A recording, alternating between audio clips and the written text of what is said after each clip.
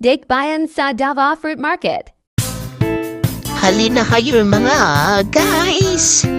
Pasyal tayo dito sa Dakbayan sa Davao Fruit Market. Ang dami-daming mga prutas. Mangustin, durian, marang, pomelo. Lahat niyan guys, masasarap. Pilihin na natin tong mangustin kasi mura lang siya ngayon. Tsaka, magaganda pa. Kaya, go rebels tayo sa pagbili nito mga guys. Maganda din to, marami siyang benefits na makukuha para sa ating katawan.